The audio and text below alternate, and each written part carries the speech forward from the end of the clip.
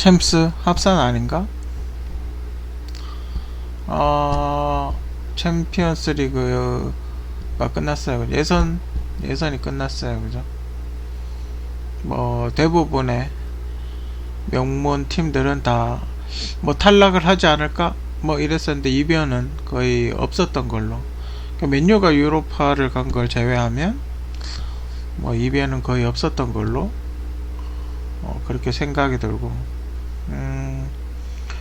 파리 생제르맹 작년 챔스 2등, 라이프치히가 3등인가 4강 안에 들었었죠. 그랬었고 막강한 팀이에요. 그죠? 거의 죽음의 조라고 할 정도로 그런 팀인데 뭐 그래도 어찌 보면 선방했어요. 그죠? 그래서 혹시 아쉬운 마음에 합산 성적을 한번 내봤어요. 합산으로 하면 순위가 맨유가 2등이 되고 라이프치히가 3등이 되기 때문에 합산을 한번 해봤어요. 근데 이건 뭐 동률일 경우 합산을 한다는 뭐 그런 얘기가 있고, 근데 16강 이상부터는 합산을 하죠. 그러니까 원정에서 점수, 홈에서 점수, 동률일 때는 다득점, 원정 다득점. 그러니까 어웨이에 가서 득점 많이 한 팀이 이기는 거죠. 뭐 그런 룰 정도는 아는데, 근데 이거는 맞는지 아닌지 정확하게 모르겠는데 아쉬운 마음에 한번 해봤어요. 그죠? 그렇게 파리 생제르맹이 3승이 되고, 합산을 하면 파리 생제르맹이 3승이 되고 맨유가 2승 1패, 라이프치히가 1승 2패가 돼요. 그러니까 라이프치히는 파리 생제르맹하고 2대2 동점인데 파리 생제르맹이 원정 가서 한 골을 넣었기 때문에 원정 다득점에 의해서 파리 생제르맹이 승이 돼요. 그죠? 그래서 이렇게 합산해서 따지면 맨유가 2승 1패, 라이프치히가 1승 2패가 되죠. 그러면 이제 순위가 지금 다음에서는 맨유가 3등이라고 되어 있는데, 거기 가면, 그러니까 만약에 이거 합산으로 하면 맨유가 2등이 되죠. 좀 아쉬워요. 그죠? 라이프치히 때도 아쉽고, 바샥 게임 저것도 좀 아쉽고. 그죠? 바샥은 제가 보기엔 충분히 이길 수 있을 거라고 그렇게 생각이 들었는 팀인데 또 2대1로 지고. 그죠? 바샥을 이겼으면 어떻게 됐을까? 그러면 지금 맨유가 유로파로 가는 거, 맨유가 승점이 9점이기 때문에 맨유가 유로파로 갔는데 파리하고 라이프치히가 12점이 됐단 말이죠. 그럼 바샥을 이겼으면 12점 동률이죠. 12점 동률이면 승자승에 의해서 라이프치히가 승자승에 의해서 라이프치히가 유로파를 가게 됐죠. 그러니까 바샥을 이겼으면 라이프치히가 유로파를 가게 됐죠. 그래서 좀 아쉬워요. 그래서 더 아쉽고, 다른 팀들은 바샥을 다 이겼거든요. 바샥이 유일하게 1승 했는 게 맨유한테 1승 한 거니까. 그것도 바샥 게임은 제가 라이브로 안 봤는데 주구장창 공격만 하다가 역습 당해가지고 골 먹었다면서요. 그죠? 최소한 비기기라도 했으면, 비겼으면 이겼죠. 비겼으면 이겼겠죠. 원정 다득점이기 때문에 비겼으면 승으로 보는 거죠. 그죠? 여기 보니까 근데 무승부가 없네요. 그죠? 근데 여기 지금 스코어가 다 무승부가 없는데, 그죠? 원전 다득점으로 하면 저런 경우는 어떻게 되는지, 1승 1패가 되는지. 그죠?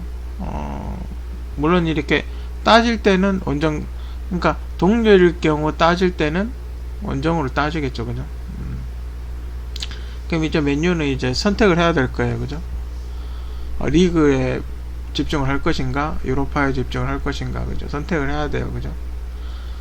근데 요번에 유로파 팀들이 거리가 이렇게 멀다고 하더군요.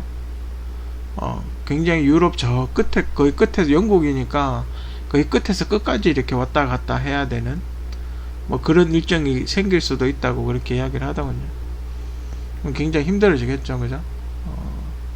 그래서 오히려 유로파는 젊은 선수들한테 기회를 주는 게 좋지 않나. 잘 안 뛰는 선수, 여태까지 벤치에서 게임 뛰고 싶어 했던 친구들, 그렇게 해서 유로파를 뛰게 함으로 해서 좀 더 이렇게 컨디션을 끌어올리는, 그리고 전술적인 어떤 이렇게 손발을 맞춘다 그러나 전술적으로 익숙하게 만든다든지 뭐 그런 걸 해야 되지 않나. 그럼 베스트를 빼고 11명이 뛰죠. 베스트 11하고 뭐 후보 1.5군 정도 교체 선수 해가지고 한 13명 정도는 빼고 나머지는 다 가는 걸로, 그 나머지 멤버로 1.5군으로 유로파를 가는 게 맞지 않나. 유럽 뭐 어떤 대회든 유로파든 컵 대회든 뭐 챔스든 우승한다는 건 굉장히 힘들어요, 그죠?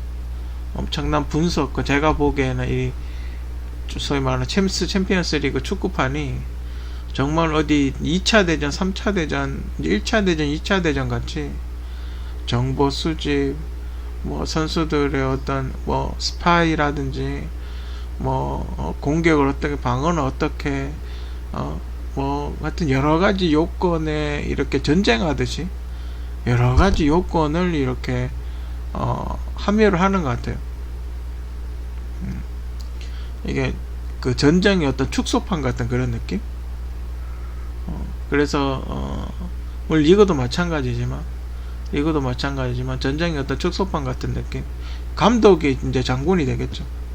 그 선수들이 어떻게 성공격할 것인가, 방어를 할 것인가, 뭐 이렇게 매복했다 측면 공격을 할 것인가, 그죠? 앞으로 맞고 뒤로 칠 것인가, 그죠? 그런 여러 가지가 전쟁 같아요. 진짜 전쟁 어떤 전술 같은 그런 느낌, 그런 느낌이에요, 그죠? 맨유는 이제 다음을 준비해야 되냐. 맨유하고 요즘 이제 뭐 이제 소사르 감독 계약 기간이 끝나가죠. 그래서 이제 포체티노 감독과 이렇게 맨유하고 링크가 되고 그런 이야기가 많이 나오는데, 그래요. 그 포체티노 감독하고 맨유하고 뭐 둘 다 컵이 없지 않냐, 둘 다 우승 못하는 감독이지 않냐. 그래도 포체티노 감독은 챔스 준우승까지 갔죠. 최근에 챔스 준우승까지 그래도 같은 팀이에요, 그죠? 맨시티를 꺾고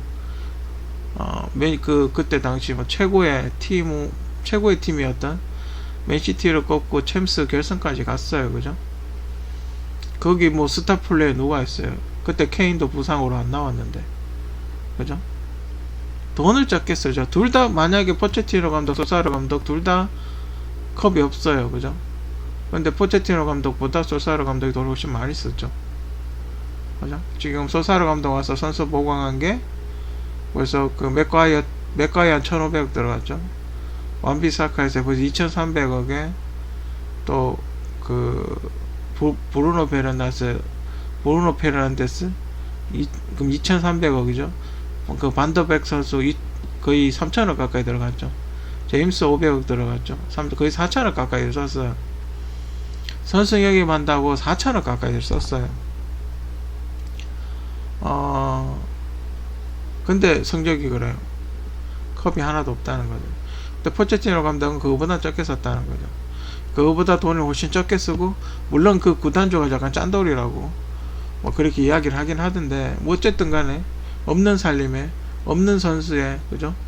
그렇게 쪼들리면서도 챔스 결승 갔고, 물론 컵 뭐 그런 건 없지만, 물론 나중에 애들이 나중에 뭐 퍼지긴 했지만, 어쨌든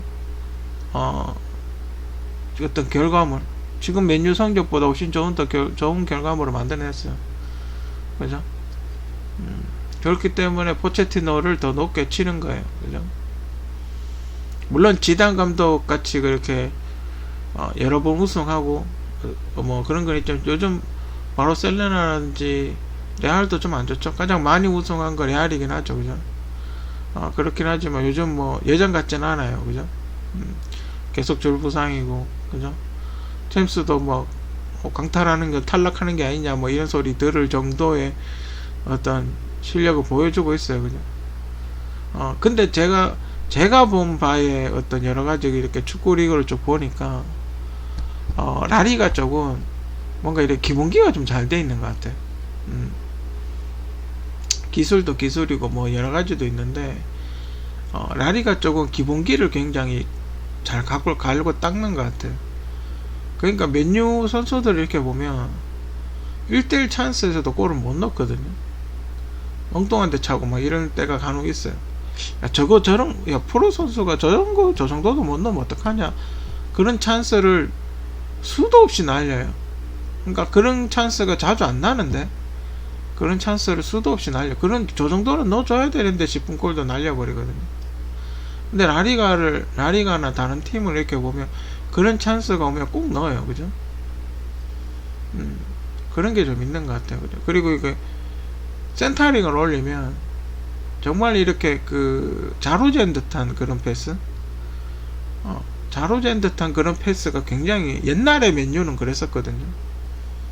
정말 이렇게 달려가다가 패스 탁 센터링 올리면, 특히 뭐 베컴 같은 사람도 있고, 베컴이든 누가 됐든 간에 패스를 이렇게 하면 정확하게 골을 찰 수 있는 그런 골을 패스를 해줬었는데, 요즘 맨유를 이렇게 보면 패스 미스도 많이 나고, 이렇게 그러니까 패스 미스가 많이 나니까 세트피스 골도 안 들어가고, 그죠?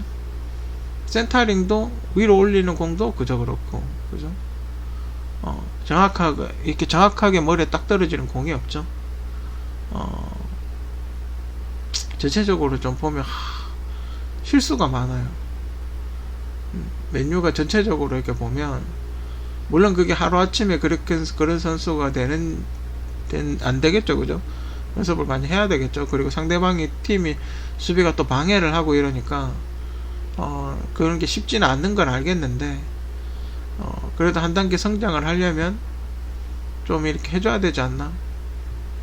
만약에 이강인 선수 같은 사람들이 와서 정확하게 패스를 해주면 훨씬 골 넣기가 쉽겠죠. 공격수 입장에서는, 그죠? 훨씬 골 넣기가 쉽겠죠. 이강인이나 우리 지금 맨유로 보면 마타 같은 선수, 그러니까 위아래로 이렇게 정확한 패스를 해주는 선수. 지금 이제 브루노 페르난데스 선수가 그런 역할을 해주고 있죠.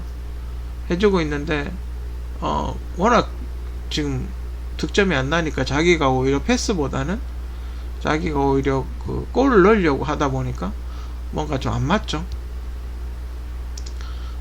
서로가 이렇게 뭔가 손발이 맞고 합이 맞아야 되는데, 근데 그게 참 그래요. 어떨 때는 양보를 하면 들어갈 것 같아서 양보를 했는데 또 못 넣고, 어떨 때는 내가 차도 될 것 같아서 찼는데 안 들어가고, 그죠? 그게 어찌 보면 좀 뻔하다. 근데 멜시포드 같은 선수가 같이 빠르게 그렇게 달리다가 이렇게 탁 제낀다는 게 그렇게 쉬운 것 같진 않아요. 그죠? 근데 문제는 다른 팀들은 그걸 해낸다는 게 문제죠. 다른 팀들은 그걸 해낸다는 게 문제예요. 그죠? 옛날 세비야 게임도 그렇고, 요번에 라이프치히 마지막 게임도 마찬가지고, 같은 비슷한 스타일의 공격 루트에서 똑같이 당하죠. 똑같이 당하는데 거기에 대한 해결점을 아직도 찾지를 못하고 있어요. 그죠? 그 선수들은 그것만 계속 연습하는 거예요. 그죠? 그렇게 골 넣는, 그 선수들 안 봐요. 다 그렇게 빠르게 달려가 한 번 딱 찼는데 들어가잖아요. 그죠? 그런 게 필요하다라는 거예요. 원샷 원킬, 그게 필요하다는 거예요. 근데 맨유는 어떨 때는 되게 잘 넣다가, 어떨 때는 또 못 넣다가, 그죠? 어떨 때는 탁 골도 못 넣다가, 어떨 때는 또 주구장창 넣다가 그래요. 그죠? 많이 아쉬워요. 그죠? 만약에 이렇게 합산 점수로 순위를 매긴다면 맨유는 챔스가 같겠죠. 그죠? 근데 합산인지 아닌지 모르겠어요. 정확하게 그냥 한 게임 한 게임 이기는 건지. 그러니까 위에 있는 저 순위는 한 게임 한 게임에 동률이 됐을 때만 합산, 밑에 거는 그냥 전체 다 합산. 그죠? 이게 룰이 좀 다르다 보니까 우리가 그 올림픽 때 보는 룰, 뭐 그리고 월드컵 때 보는 노라고 좀 다르죠. 월드컵 때는 그냥 거기 있는 선수들 홈 어웨이가 따로 없죠. 그냥 게임해서 이기면 승점 올라가고 골드실 따지고 뭐 이러는데, 챔스는 홈 어웨이가 있고 또 원정 다득점이 있고 뭐 그런 게 있으니까, 그죠? 그러다 보니까 이게 좀 그 뭐지, 여러 가지 이렇게 좀 공부라고 하긴 좀 그렇지만 룰을 좀 알아야 될 것 같아요, 그죠? 전에 이스타에서 중계를 하는데, 이스타에서 뭐 이렇게 토트넘 손흥민 선수 뭐 이렇게 그 이야기를 하고 있는데, 손흥민 선수 토트넘이 유로파에서 2등인 거예요, 그죠? 그래가지고 그 골득실이 많은데 왜 2등이지 이랬더만 승자승이라고. 그러니까 1등인 팀이 토트넘을, 그러니까 동률인데 1등인 팀이 토트넘을 이겼던 거죠. 승점 같은데, 그런 경우 승자승이 그러니까 이긴 사람이 높은 순위에 올라간다 뭐 이런 거죠. 여기 같은 것도 합산이지만 그 파리 생제르맹하고 라이프치히하고 2대2로 동점이지만 파리 생제르맹이 그 라이프치히 가가지고 라이프치히 그 원정 가서 한 골을 넣었기 때문에 원정에서 한 골이라도, 라이프치히는 못 넣고 파리 생제르맹이 넣었기 때문에 원전 2대2 득점이지만 원전 다득점으로 라이프치히가 지게 되죠. 만약에 합산으로 한다 해도 라이프치히는 1승 2패가 되는 거죠. 아무튼 그래요. 좀 아쉬워요, 그죠? 바샥만 좀 어떻게 잘 했으면 좀 비벼볼만 했는데, 그죠? 바샥 입장에서는 또 한 게임이라, 바샥 입장에서는 또 맨유 한 게임 이겨야 돼. 근데 작년에 작년에 유로파 예선도 비슷하게 이렇게 됐죠. 그때 뭐 되게 못하는 팀한테 2군 거의 3군 보내가지고 한번 졌었죠, 예전에. 그러니까 이 흐름이 똑같아요, 그죠? 그러니까 솔사르 감독의 어떤 플랜, 솔사르 감독의 챔스 플랜, 유로파든 챔스든 플랜이 똑같아요, 그죠? 똑같으니까 어떻게 해요? 상대 팀이 분석을 하겠죠. 지금 요거 나오겠구나, 지금 요거 하겠구나, 그러면 그 대응에 때 이렇게 하면 이렇게 되겠네 라고 그렇게 생각을 하겠죠, 그죠? 아무튼 아쉽긴 해요, 그죠? 어쨌든 스포츠는 이겨야 되는 거니까, 그죠? 앞으로 뭐 좀 더 맨유가 솔직히 사람들한테 예전 같지 않은 모습이다라고 그렇게 이야기를 많이 하고, 돈은 돈대로 쓰고 경기는 경기력대로 안 좋다고 뭐 그런 욕도 많이 먹고 그래요, 그죠? 맹고라고 그러죠. 그것도 선수도 또 굉장히 비싸게 주고 사죠. 요즘은 좀 싸게 주고 요즘은 예전만큼은 아닌데 요즘은 좀 괜찮죠. 브루노 페르난데스 같은 선수는 뭐 그 정도 돈이면 지금 봤을 때 굉장히 잘 데리고 온 것 같고, 반더백 선수는 약간 의문이고, 또 뭐 맥과이어도 잘 데리고 왔는 것 같아요, 그죠? 맥과이어 잘 되고, 지금 조금 불안한 게 데헤아가 조금 걱정이고, 데헤아가 지금 계속 예전 같지 않은 모습을 보여주고 있어서 뭔가 이렇게 좀 뭔지는 모르겠어요. 뭐 개인사인지 뭔지는 정확하게 모르겠지만 좀 예전보다 좀 적극적으로 하지 않는다. 물론 이렇게 상대방의 데헤아 선수에 대해서 분석을 많이 해서 뭐 그럴 수도 있겠죠.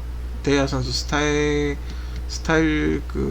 분석을 많이 해서 데헤아 선수가 어느 쪽을 잘 막는지를 분석을 많이 하다 보니까 그럴 수도 있겠죠, 그죠?